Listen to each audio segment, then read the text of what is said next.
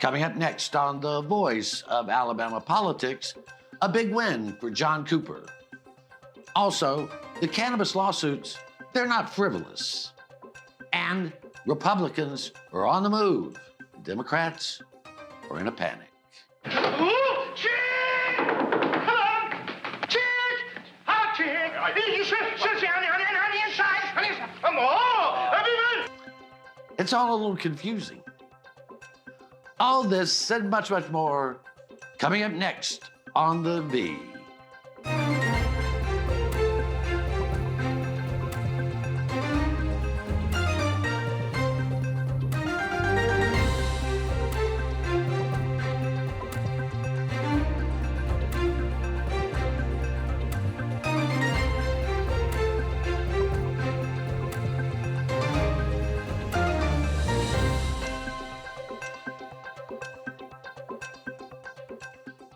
Welcome to The Voice of Alabama Politics, where we tackle the tough issues so you have the hard facts. I'm your host, Bill Britt, and as always, I'm joined by Susan Britt, research guru extraordinaire, and Josh Moon, ever on the hunt for Tommy Tuberville in Florida. Josh, thanks for joining us. Absolutely. I haven't found him yet, but I bet by the end of the month we'll get there. Yeah, well, Josh does a great job and as a columnist and as a investigative reporter, and we are happy that he's on the hunt. Yes, we are, as always. Hey, you know, we just ended the Republican convention, and I think anyone who's paid attention now sees the total transformation of that party. Mm-hmm. It is now Donald Trump's party completely, and Trumpian party. It is, you know, I used to compare the RNC conventions to a free buffet at the country club.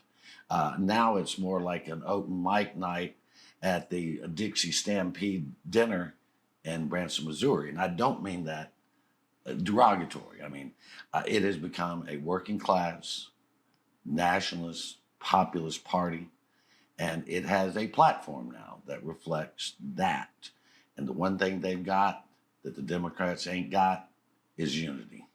They do. They absolutely have a unified message. They had a unified message all 4 nights of the convention.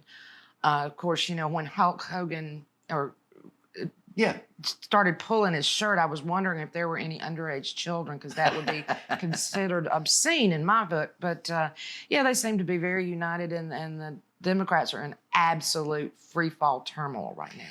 Hey, Josh, I know when you were a kid, and I was much older than you, Hulk Hogan tearing his shirt off was entertainment. Yeah, you know, I see he's still taking his vitamins. We should all look so good. Right, yeah. Did you say this is a working class party? The party? I'm saying that's projection. That's the image. That's that the image they're projecting. Oh, with the billionaire guy that sits on the golden toilet at the top of the ticket. Yeah, no, listen, Nick, look, I'm going to try to be, everybody knows my feelings on Trump, okay? I detest him as a human being. I think he is terrible for the country, all of that, all right? But in looking at it objectively as I can, all right? You're right in the sense that there is unity in who they wanted to nominate. You're right that the Democrats are in a bit of turmoil right now. However, after watching that speech last night, on a Thursday night, and after the 93-minute, whatever it was that he went on, that's the same old Trump. There's no more unity in that speech than there was in any other Trump speech. And I think that as long as that is the case, Donald Trump is the best thing that Democrats have going for them. All right? That thing turns a lot of people off. Well, we know that people, by and large, do not want either one of these candidates. They do not want Trump, and they do not want Biden. Biden is circling the proverbial bowl and may be out before we're off the air. But the Republicans have gotten behind Trump. Now, again, 50% of the country doesn't want Trump. Right. But that doesn't mean he can't win, because it's all about the electoral college a system that was set up to please the slave states, and that is what he has to win in those leaning states that will make the difference in the electoral college. Yeah, and as we saw with Al Gore and with Hillary Clinton, although they won the popular vote, they did not get the electoral college, Yes. which actually turned the election. So that's a very important part of our election process. And it's a shame that we still have that antiquated system that was only put in place to appease the slaveholding states so that their 3/5 slaves counted as 3/5 towards their congressional delegation. But that's where we are. I do want to move on. You know, there was the tragic attempt on former President Donald Trump's life. Thankfully, he escaped that. We should never condone violence of any type. And one of the things that we've seen is the threat of political violence has grown exponentially in the public's mind since January 6th. That really escalated it. This polling from Reuters Ipsos confirms that it's even worse now, especially after the assassination attempt on Donald Trump. Yeah, some 80% of voters agree that the country is spiraling out of control. 84% of voters are concerned about potential extremist violence post-election, as that's up from May when it was 74%. And 67 are worried about the violence in their own communities based on their political views. And Josh, I think they're reasonable. I think it's a reasonable fear to have. Yeah. These people stormed into the Capitol, beat police officers with flagpoles and other items. Kill people. Kill people. And it was, listen, we were one resourceful Capitol police officer leading people astray down a hallway away from an incident in which some representatives likely got killed or hurt in some way because that mob was on the hunt for them. And so I think that the fear is absolutely well placed. Yeah, and let's not forget the gentleman that was killed at the assassination attempt against Trump, and the two people that were severely injured that were just in the crowd. Yeah, and it's a terrible thing. And I have tried to muzzle myself on this effort. You know, this gentleman that was killed, he was a family man, a former firefighter. He was protecting his family. And he was murdered. Now, we don't know the murderer's intention. We don't know what the shooter's intention were, because he had pictures of Trump, he had pictures of Biden, he'd researched Trump, he'd researched Biden. He was a registered Republican, but he'd given like $15 to Act Blue. So we don't know. But what I did take issue with is that people came out and said that God protected Trump. Now, where I have a problem with that is, where was God for that man, the man that was shot and killed? I cannot square in any biblical sense why one person would be spared, no matter how important they are, and another man would lose his life. I can't square that in any context. And where I have the problem is it was an AR-15. And I have preached against assault rifles over and over. Of course, this is something that the Republican Party is very supportive of, but yet it was used in an assassination attempt against a former president. Well, it's not guns that kill people, it's people, right? That's what we hear. But if you don't have a gun, it's hard to kill them with a butter knife. But anyway, we're going to have to leave it right there. You're watching the voice of Alabama politics. We'll be right back.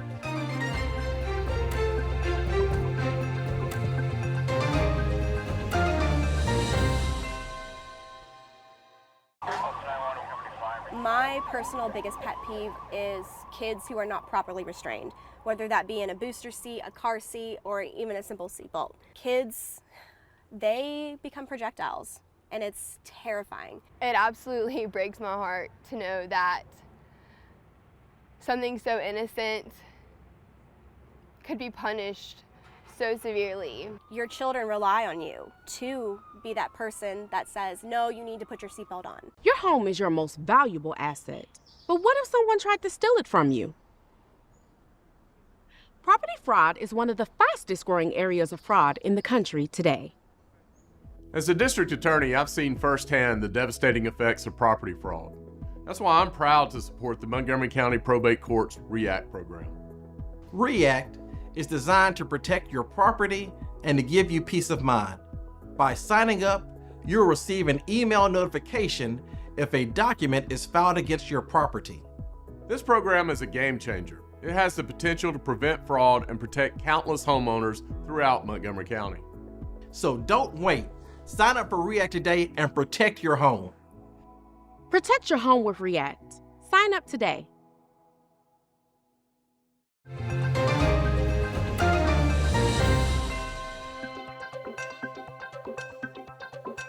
Welcome back to the voice of Alabama politics.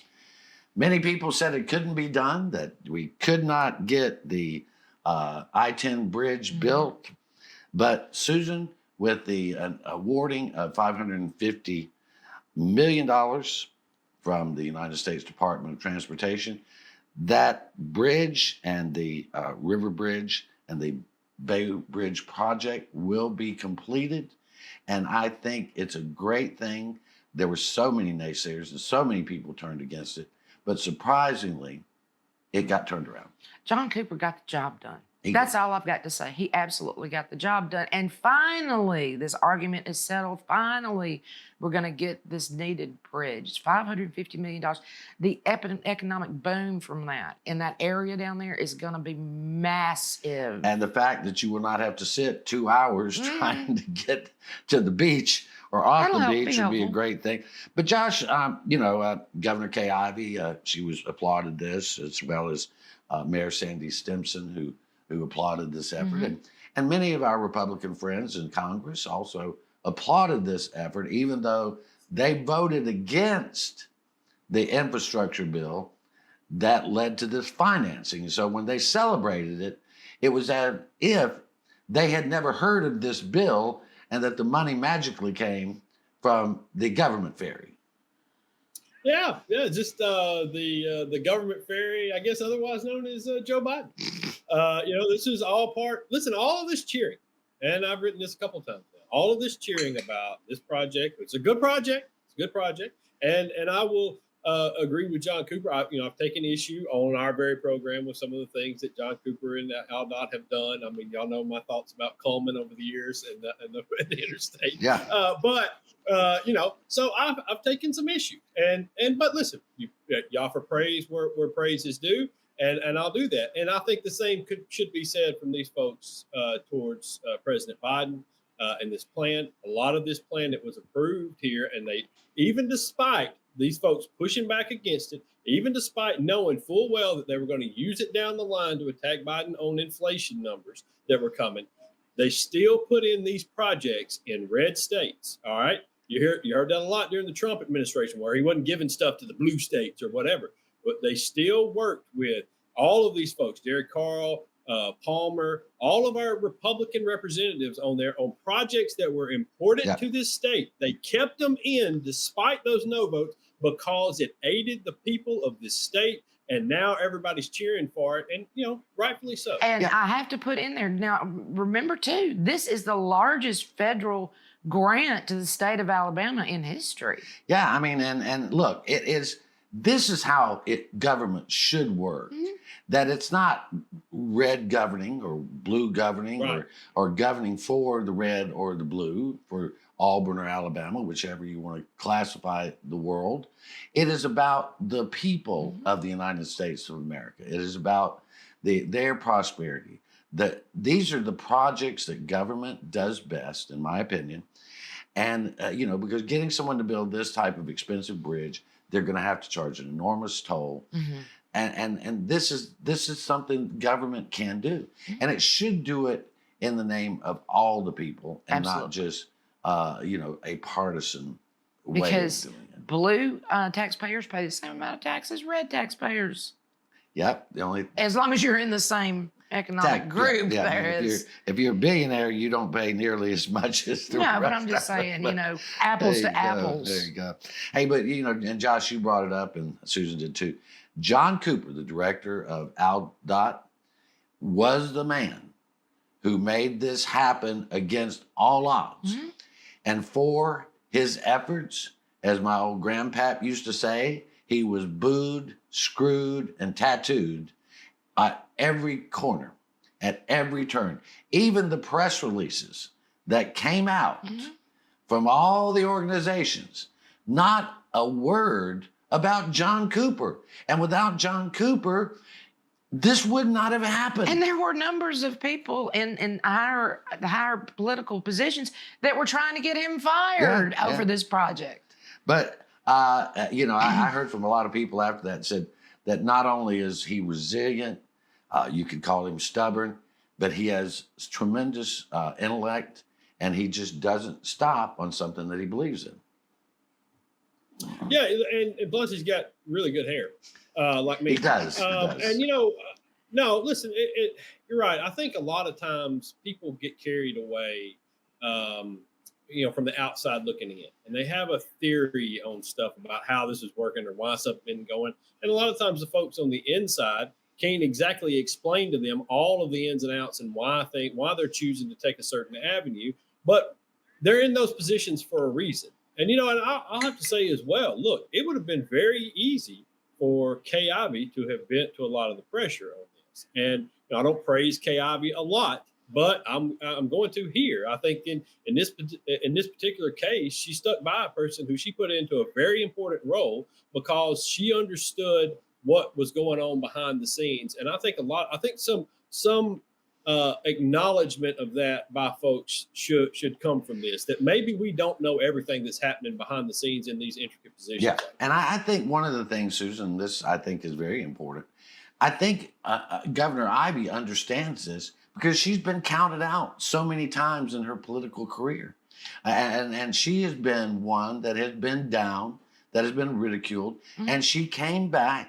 She's come back every time. And so to see her stand by somebody like John Cooper is tremendous. I know AlDOT advertises with us. It doesn't have a thing to do with how we feel about this. And if you think it does, you're an idiot.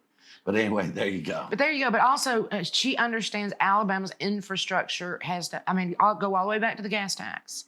She understands that the infrastructure in Alabama is paramount to our success, and she has stood steadfast on that. Yeah, I mean, Josh, without infrastructure, you can't move goods and services or people, or you can't move things without infrastructure. Now, the port doesn't matter if you can't move it. Yeah, no, you're absolutely right. And I mean, there's a lot of things that we've now learned that go into infrastructure, or, you know, that make a real difference for the lives of everyday Americans. It's not just the roads and bridges. It's also the broadband and things like that we rely on every day.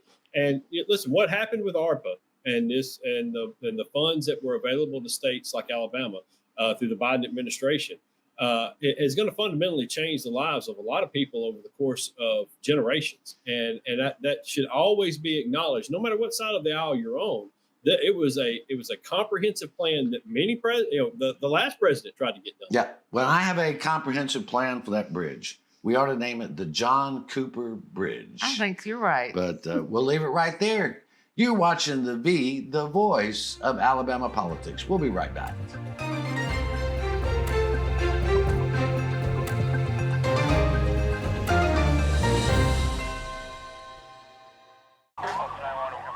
My personal biggest pet peeve is kids who are not properly restrained, whether that be in a booster seat, a car seat, or even a simple seatbelt. Kids, they become projectiles, and it's terrifying. It absolutely breaks my heart to know that something so innocent could be punished so severely. Your children rely on you to be that person that says, no, you need to put your seatbelt on.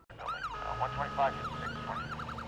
As a paramedic, you wouldn't believe the things that we've seen. I've seen all types of horrible things. I mean, we're there basically picking up the pieces from your worst day. Everyone is just driving and not paying attention. We all have the same goal. All of us want to go home alive and safe and harm nobody else in the process. Slow down.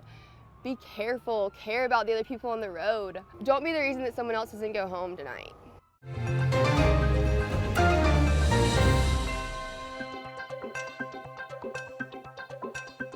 Welcome back to the voice of Alabama politics. Whenever I hear the term frivolous lawsuit, I have to wonder, does the judge think it's frivolous? Or are the people who don't like the lawsuit calling it frivolous? Now, Josh, you and I have done a lot to cover the Alabama Medical Cannabis Commission and their folly. And now they've got an outside group that's kind of one of those AstroTurf groups. You know, it's not real, but they put it up and they give it a nice sounding name. And they're harping on how the lawsuits against AMCC are frivolous. Now, one of the big things you do when you call a lawsuit frivolous is you're basically trashing the judge, because the judge could toss these lawsuits out, but he doesn't. And so when you say it's frivolous, you're throwing muck at the judge. And I do not think that Montgomery Circuit Court Judge James Anderson does anything that's frivolous. No, you know, look, it's easy to say from afar, but if you've not followed this, okay, because this is something, you know, the lawsuits are holding up the medicine getting to the patients, okay, and so you already have a group of people, public, I would say the public at large doesn't understand the intricacies of the lawsuits and what's kind of going on. They're not following it day to day. All they know is this medicine isn't getting to patients. So it's easy to stand back and say, well, they're frivolous lawsuits and they're just tying up the process because these folks have sour grapes. And you know, there are frivolous lawsuits that are filed every single day. Absolutely. There are frivolous lawsuits out there that get filed, but there are very rarely frivolous lawsuits that make it past a judge and into the areas where these lawsuits have made. Right. You have to have a fundamental issue with the law before a judge is going to allow something like this to move forward. Okay. And especially, I mean, you think James Anderson doesn't know how important it is to get medical marijuana to patients out there? Sure. You think he wants to hold these things up? No. What's been presented to him are a set of facts that make it impossible for him to move forward according to the law, because the Alabama Medical Cannabis Commission violated their practices in awarding these licenses, and they violated the Alabama Administrative Procedures Act and the Open Meetings Act repeatedly. And these are documented facts. People are not arguing these things anymore. Right. And Susan, go ahead. Yeah, and I have to say, now, first of all, the ones that started calling these frivolous lawsuits are the defendants in this case, which is the AMCC. Never mind, if you want to talk about frivolous, how many mandamuses have they filed now? They just keep filing them over and over to keep drawing this out. And we revealed how much the lawyers are actually making off of this last week. So if you want to call something frivolous, keep filing those mandamuses, buddies.